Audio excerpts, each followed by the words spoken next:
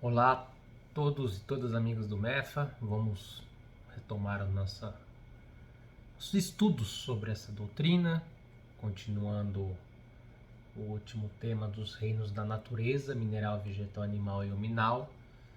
A gente está já no terceiro encontro, né, sobre esse tema, capítulo 11 da parte segunda do Livro dos Espíritos. Hoje vamos fechar esse capítulo, né, falar um pouquinho rapidamente de seres inorgânicos, dar uma passagem aqui no livro A Gênese, fazer a leitura para até demonstrar como a doutrina espírita é profunda, trata até de temas ligados à química, né, que a gente estuda na escola lá atrás, e depois a gente vai falar um pouquinho de metempsicose, tá? Que é um tema que está no livro dos Espíritos, que é um tema que às vezes é confundido com reencarnação, tratado como sinônimos e não é assim que deve ser tratado, são institutos diferentes, né? E essa metempsicose, inclusive, ela tem algumas doutrinas religiosas, né? Que entendem que é possível dessa maneira. Mas, como de costume, vamos iniciar nosso trabalho buscando agradecer ao nosso Mestre Jesus, aos bons espíritos pelo dom da vida, que eles nos deem discernimento e paz para que possamos exercitar nossas tarefas diárias, continuar aqui o caminho da nossa evolução. Que assim seja. Então, pessoal, nós já tratamos, né, dos reinos vegetal, animal, hominal.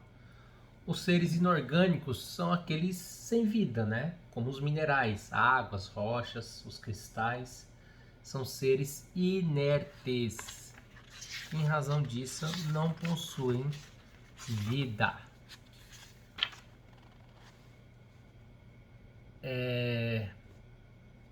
A questão 585 fala dos seres inorgânicos, né? Os minerais. Quando Kardec pergunta que pensais da divisão da natureza em três reinos, né? Aí os bons espíritos nos respondem: todas são boas, conforme o ponto de vista. Do ponto de vista material, apenas seres orgânicos e inorgânicos. Do ponto de vista moral, há evidentemente 4 graus.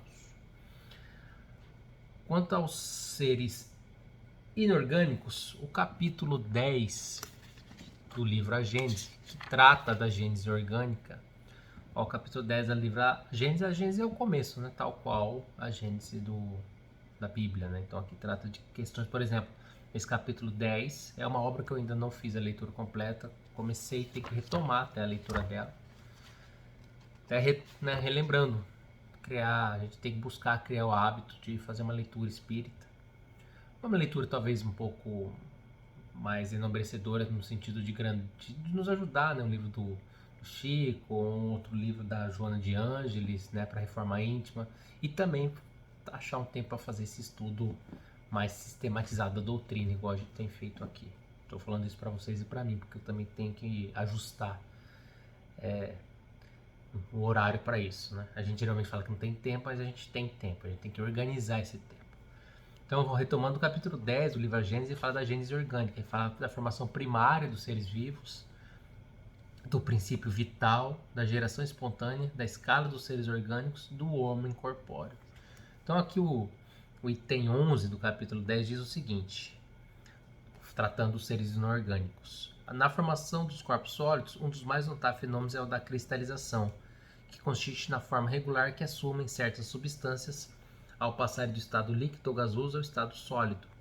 Essa forma, que varia de acordo com a natureza da substância, é geralmente a de sólidos geométricos, tais como o prisma, o romboide, o cubo, a pirâmide. Toda a gente conhece os cristais de açúcar candi, os cristais de rocha ou sílica cristalizada.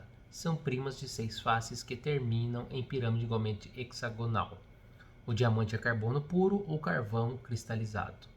Os desenhos que no inverno se produzem sobre as vidraças são devidos à cristalização do vapor da água durante a congelação sob a forma de agulhas prismáticas. Então ele falando de cristalização, né? A água, por exemplo, nesse estado sólido, gasoso e líquido. Aí o item 12 diz o seguinte: a lei que preside a formação dos minerais conduz naturalmente à formação dos corpos orgânicos. Então há essa lei que preside como se formam os corpos minerais, né, que são corpos inorgânicos, sem vida, mas também conduz à formação de corpos orgânicos.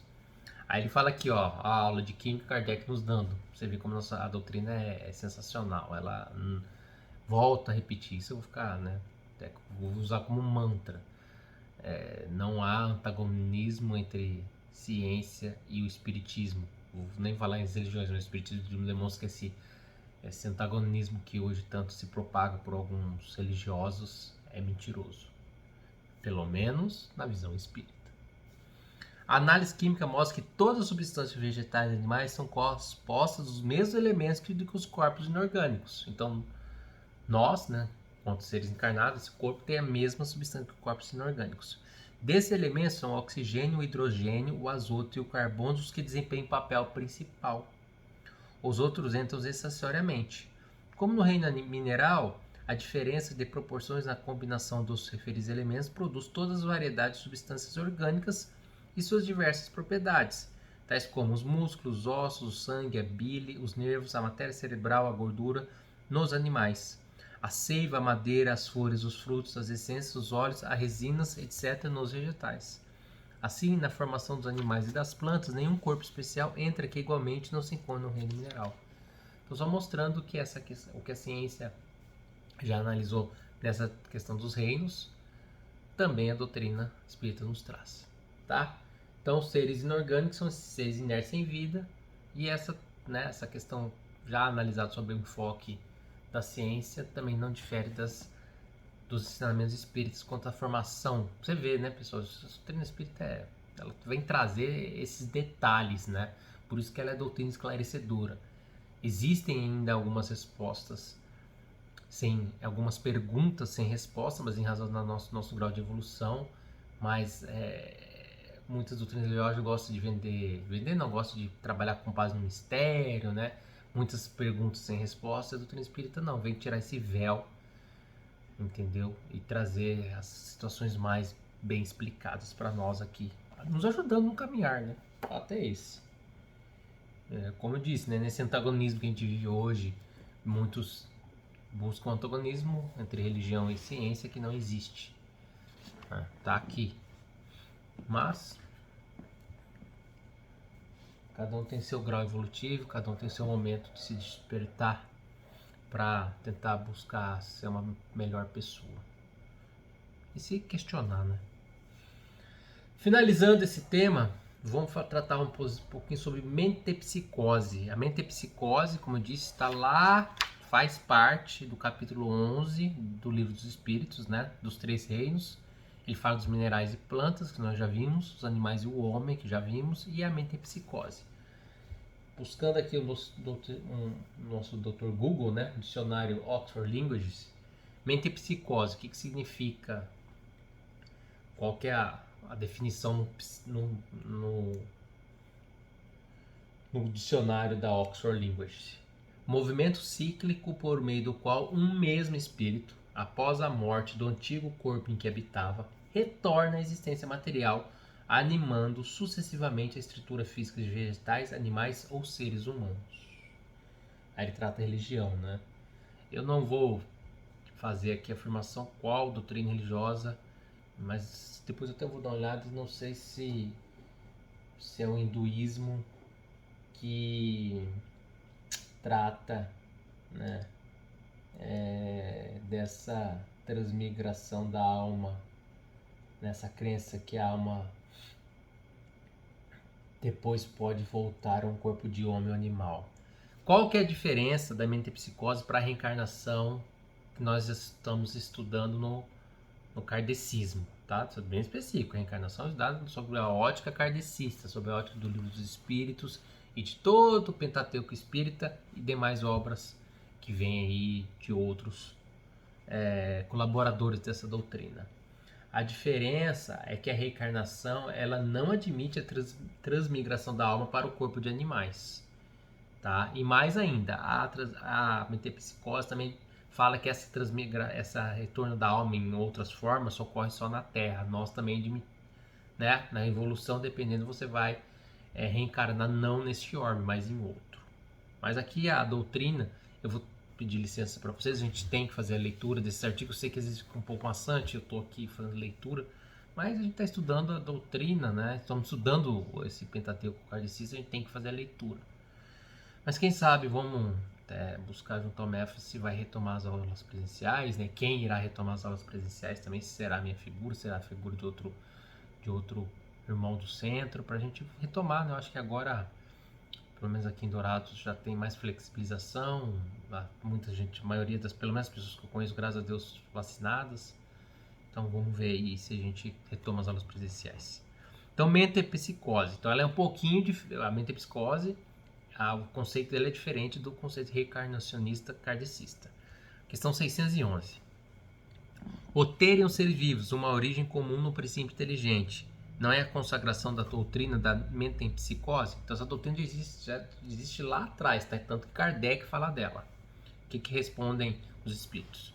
Duas coisas podem ter a mesma origem e absolutamente não se assemelharem mais tarde. Quem reconheceria a árvore com suas folhas, flores e frutos no germe informe que se contém na semente de onde ela surge? Desde que o princípio inteligente atinge o grau necessário para ser espírito e entrar no período da humanização, já não guarda relação com seu estado primitivo e já não é a alma dos animais, como a árvore já não é a semente. De animal só há no homem o corpo e as paixões que nascem da influência do corpo e do instinto de conservação inerente à matéria. Não se pode, pois, dizer que tal homem é a encarnação do espírito de tal animal. Consequentemente, a metempsicose, como a entende, não é verdadeira. Então, a doutrina espírita rechaça essa possibilidade de você reencarnar ou como voltar neste planeta Terra como um animal ou como um outro ser, tá?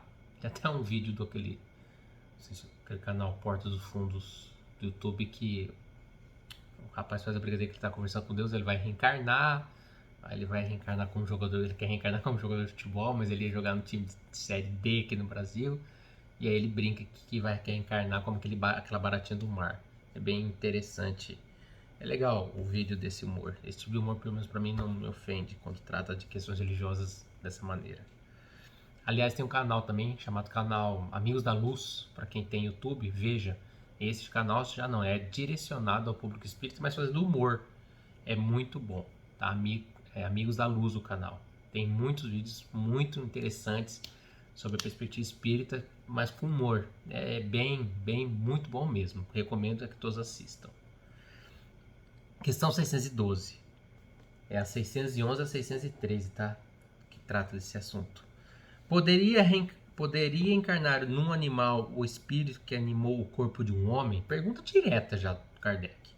Isso seria retrogradar, e o espírito não retrógrada. O rio não remonta a sua nascente. Então, não tem, pessoal. Nossa, se a gente está nesse estado humanoide, a gente vai reencarnar como humano. O que a gente vai ter que agora há uma preocupação é se a gente vai ficar nesse planeta ou não, tá? Mas a gente vai... É esse formato, você... Porque pelo TNP seria retroagir, e a gente não retroage. Você acumula, você pode estacionar milênios, livre-arbítrio seu, mas retroagir. Por que retroagir? Porque os animais, nós já vimos aqui, ele não tem o livre-arbítrio, ele não tem a concepção de Deus que nós temos inerente já a nós, eles não têm o livre-arbítrio. Então nós temos todas essas condições já, então a gente não seria retroagir na visão espírita aqui como ser. 613. Embora de toda errônea, a ideia ligada à metempsicose não terá resultado do sentimento intuitivo que o homem possui das suas diferentes experiências? Nessa, como em muitas outras crenças, se depara esse sentimento intuitivo. O homem, porém, o desnaturou, como costuma fazer com a maioria de suas ideias intuitivas. A cacetada, né, dos espíritos, falando que a gente desnatura muitas vezes os conceitos ou a nossa percepção. Aí aqui, Kardec faz uma longa anotação, um longo comentário sobre o que o Espírito respondeu aqui. E, apesar de ser longo, pessoal, é bastante interessante o que o Kardec, esse comentário Kardec. O que Kardec nos explica aqui, eu vou pedir licença para ler para vocês. Seria verdadeiramente psicose se indicasse a progressão da alma, passando do estado inferior ao superior, em que adquirisse desenvolvimento e que lhe transformasse em natureza. É, porém, falsa no sentido de transmigração direta da alma do animal para o homem e reciprocamente, o que implicaria a ideia de uma retrogradação ou de fusão. Ora, o fato de não poder ser semelhante fusão opera-se entre os seres corporais das duas espécies, mostra que são de graus inassimiláveis, devendo dar-se o mesmo com relação aos espíritos que se animam. Se o mesmo espírito se pudesse animar alternativamente, haveria como consequência uma ideia de identidade de natureza, traduzindo pela possibilidade de reprodução material. Primeiro ele fala que se fosse possível fazer isso no âmbito encarnacionista, também seria possível aqui entre nós fazer essa troca. A reencarnação, como os espíritos a ensinam, se funda ao contrário na marcha ascendente da natureza e na progressão do homem, dentro da sua própria espécie, o que em nada lhe diminui a dignidade. Então a gente progride dentro da nossa espécie, não quer dizer que essa espécie humanoide não esteja em outro, possa reencarnar em outro orbe. O que o rebaixa é o mau uso que ele faz das faculdades que Deus lhe outorgou para que progrida. Seja como for, a ancianidade e a universalidade da doutrina da metempsicose, e bem assim, a circunstância de a terem professado homens eminentes, prova que o princípio da reencarnação se radica na própria natureza. São, pois, argumentos muito mais a seu favor do que contrário a eles. Então aqui Kardec, ao comentar, né, apesar dos espíritos deixarem claro que a doutrina da psicose é um equívoco da nossa interpretação, mas ele fala que o fato dessa doutrina ter conseguido trazer o princípio reencarnacionista já é pelos estudos, né, pelas pessoas que a propagam e que isso se irradia da própria natureza, é bem interessante, porque já colocou uma pedra dentro do da nossa história como humanos, né? Então já havia alguém que havia a percepção da reencarnação. O ponto inicial do espírito é uma dessas questões que se prendem à origem das coisas, de que Deus guarda o segredo. Dado é ao homem conhecê-las de modo absoluto, nada mais lhe sendo possível a tal respeito do que fazer suposições, criar sistemas mais ou menos prováveis. Os próprios espíritos longe estão de tudo saberem, e, acerca do que não sabem, também podem ter opiniões pessoais mais ou menos sensatas. É assim, por exemplo, que nem todos pensam da mesma forma quanto às relações existentes entre os homens e os animais. Segundo uns, o espírito não chega ao período humano senão depois de se haver elaborado e individualizado nos diversos graus dos seres inferiores da criação. Segundo outros, o espírito do homem teria pertencido sempre à raça humana sem passar pela fieira animal. O primeiro desses sistemas apresenta a vantagem de assinar um alvo ao futuro dos animais, que formaria então os primeiros elos da cadeia dos seres pensantes. O segundo é mais conforme à dignidade do homem e pode resumir-se de maneira seguinte: as diferentes espécies de animais não podem intelectualmente uma das outras mediante progressão, não procedem intelectualmente uma das outras mediante progressão. Assim, o espírito da ostra não se torna exclusivamente o do peixe, do pássaro, do quadrúpede e do quadro humano. Cada espécie constitui física e moralmente um tipo absoluto, cada um de cujos indivíduos aure na fonte universal a quantidade do princípio inteligente que lhe seja necessário de acordo com a perfeição de seus órgãos e com o trabalho que tenha de executar nos fenômenos da natureza, quantidade que ele, por sua morte, institui ao reservatório de onde tirou. Os do mundo mais adiantados que o nosso constituem igualmente raças distintas, apropriadas à necessidade desses mundos e ao grau de adiantamento dos homens, cujos auxiliares eles são, mas de modo nenhum procedem das da terra, espiritualmente falando. Outro tanto não se dá com o homem. Do ponto de vista físico, este forma evidentemente o elo de cadeia dos seres vivos, porém, do ponto de vista moral, há entre o animal e o homem uma solução de continuidade.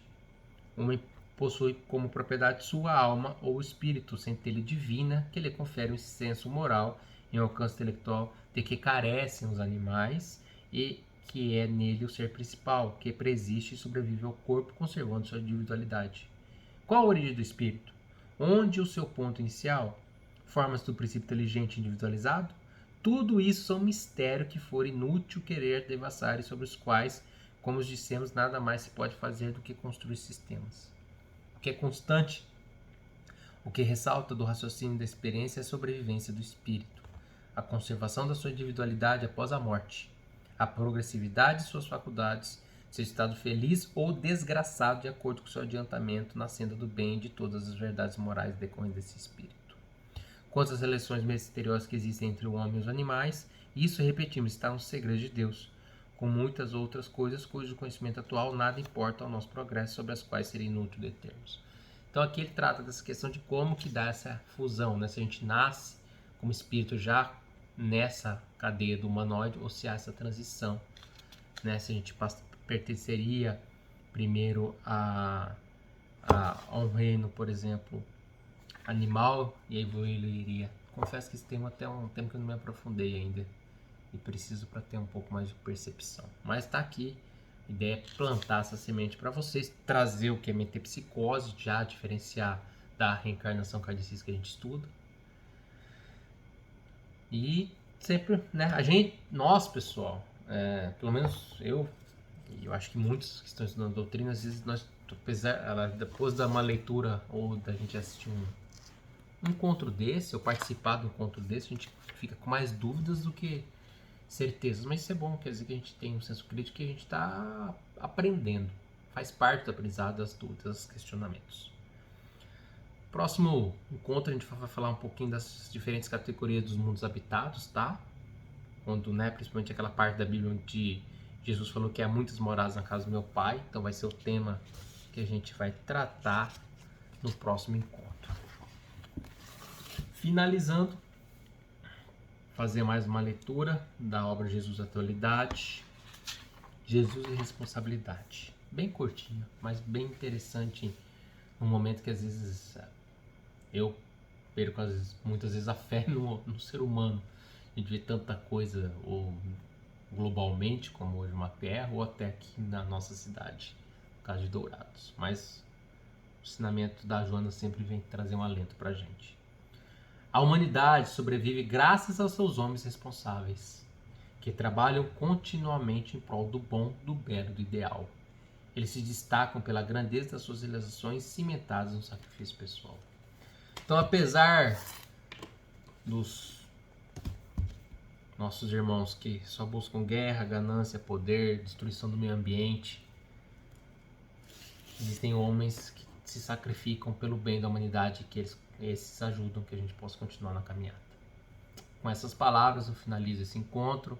Desejo a todos uma ótima semana de trabalho. Continuem na caminhada, sempre esperançosos. Às vezes é difícil, mas lembre-se que esses desafios nos fazem crescer.